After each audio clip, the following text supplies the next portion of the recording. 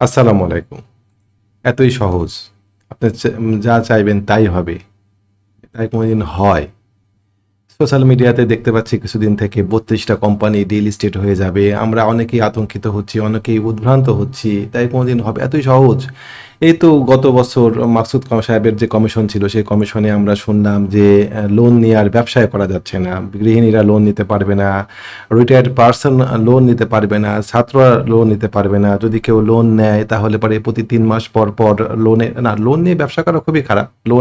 না লোন নিয়ে এই ব্যবসা করার না। তারপরেও যারা করেন আরকি, যে ছাত্ররা লোন নিতে পারবে না, ৩ মাস পর, পর লোনের কিস্তি দিতে হবে। যদি কিস্তি ফেল করে তাহলে পরে হাউসগুলো তাদের ইচ্ছা মতন অ্যাকশন নিতে পারবে ইত্যাদি। এই নিয়ে এনআরবির চিঠি আসলো। একটা বাস্তব অবস্থা, মার্কেটের কি ভয়াবহ পতন আমরা সে সময় দেখেছি এই জায়গাতে, তাই না?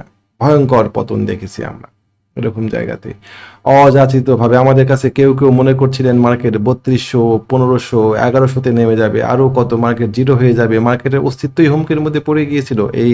কেননা আমাদের টেন্ডেন্সি হচ্ছে লোন নিয়ে ব্যবসা করা। লোন নিয়ে কেন ব্যবসা করবেন এটা নিয়ে একটা আলাদা ভিডিও করা যেতে পারে, কিন্তু আমি ওটা নিয়ে প্রসঙ্গ না। যারা লোন নিয়ে ব্যবসা করেন তাদের অ্যাকাউন্টগুলো শেষ হয়ে যাচ্ছিল, এরকম একটা সিনারিও তৈরি হয়ে গিয়েছিল। হয়েছে কি তাই?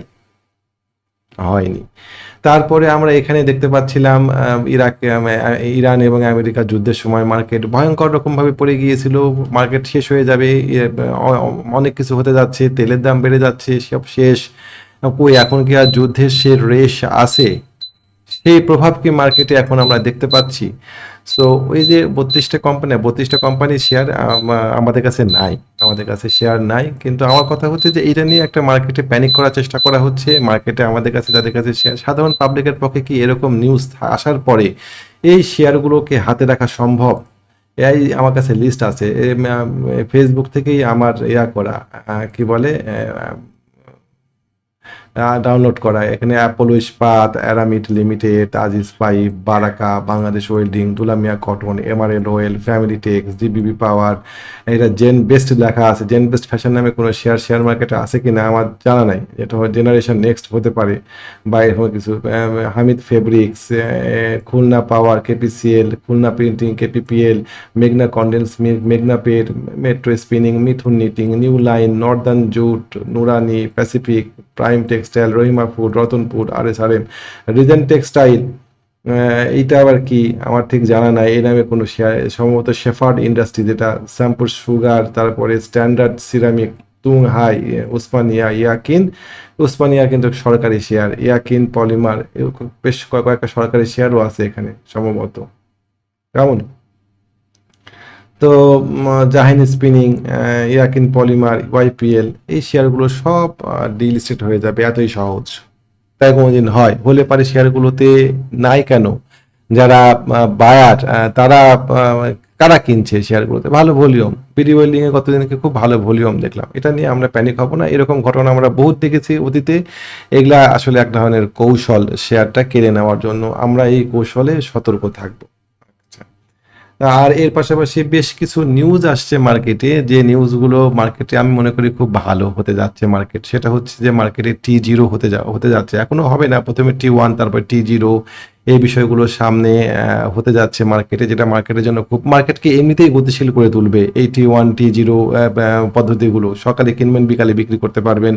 একটা কমিউনিটি ডেভেলপ করবে, একটা গোষ্ঠী তৈরি হবে যারা এটাকে পেশা হিসাবে নেবে, শেয়ার ব্যবসাকে পেশা হিসাবে নেবে। শেয়ার ব্যবসাকে পেশা হিসাবে নিতে গেলে পারে আপনাকে কিছু কোয়ালিটি থাকা লাগবে। আগামী দিনগুলোতে যারা অ্যানালাইসিস ভালো জানেন, টেকনিক্যাল অ্যানালাইসিস ভালো বুঝেন, তাদের জন্য একটা ভালো সুযোগ, অপরচুনিটি তৈরি হচ্ছে।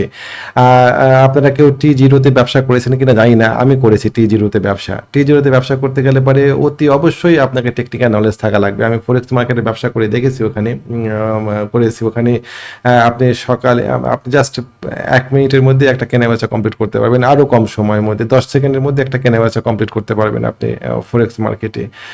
T0 তো কেনার সঙ্গে সঙ্গে বাই করা, সেল করা যায়। তো ওইখানে আপনাকে যদি ধারাবাহিকতা রাখতে চান ইনকামের মধ্যে, যদি আপনি প্রপার ব্যবসা হিসাবে নিতে চান, তাহলে পরে দুইটা জিনিস লাগবে। একটা হচ্ছে টেকনিক্যাল অ্যানালাইসিসের জ্ঞান থাকা, আর দুইটা হচ্ছে ডিসিপ্লিন। এই দুইটার কোনো একটা কমতি থাকলে পারে এই মার্কেটে, এই ফার্স্ট মার্কেটে আপনি ব্যবসা করতে পারবেন না। আর আমাদের পার্শ্ববর্তী দেশ ইন্ডিয়া বা পাকিস্তান, এই দেশগুলোতে মার্কেট কয়েক গুণ বেড়ে আছে। আমরা কিছুটা ব্যাকফুটে আছি, আমরাও ওই জায়গাতে চলে যাব, এইটা সরকার জানে, বা এইটা যারা বিদেশি বিনিয়োগকারী তারাও জানে। শুধুমাত্র কিছু নিয়মের শৃঙ্খলের কারণে আমরা বাড়তে পারছি না। এই যে কেনা বেচা করার ক্ষেত্রে, তারপরে টাকা ট্রান্সফার করার ক্ষেত্রে কিছু সীমাবদ্ধতা আছে, এগুলো দূর করতে পারলে মার্কেট এমনিতেই 2-3 হাজার পয়েন্ট বেড়ে যাবে। এখান থেকে আমরা প্রস্তুত থাকবো, এটাকে একটা পেশা হিসাবে নেওয়ার চিন্তা ভাবনা করব। এখানে টেকনিক্যাল ট্রেনিংটা আপনার জন্য একটা বিশাল এবং ভাইটাল রোল প্লে করবে আগামী দিনগুলোতে আমার মানুষজন কর্মসংস্থানের একটা ভালো সুযোগ তৈরি হবে। এইটা আমরা এই বিষয়টাকে খেয়াল রাখবো। আমরা ব্যবসাটাকে শিখে বুঝে জানার চেষ্টা করব, আমরা এই বিষয়টাকে শিখব। তো টেকনিক্যাল ট্রেনিং কোর্স করার অনেকগুলো প্রতিষ্ঠান আছে আমাদের দেশে, আমি নিজেও টেকনিক্যাল ট্রেনিং কোর্স করাই। তো যারা টেকনিক্যাল ট্রেনিং করতে চান তারা আমাদের সাথে যোগাযোগ করতে পারেন। আমরা এই মাসে 15 তারিখ থেকে একটা কোর্স চালু করতে যাচ্ছি। যারা ব্যবসাটা শিখে করতে চান, বুঝে করতে চান, সামনে মার্কেটে T0 আসছে, সেই T0 মার্কেটের সাথে তাল মিলাতে চান, এটাকে একটা পেশা হিসাবে নিতে চান, বা যারা জব করেন তারা প্যাসিভ ইনকাম হিসাবে একটা ভালো আর্ন করতে চান, তাদের জন্য এটা একটা ভালো সুযোগ হতে যাচ্ছে ইনশাআল্লাহ। তো যারা শিখে করতে চান অবশ্যই তাদের জন্য একটা ভালো সময় সামনে আসছে, সামনে মার্কেটে।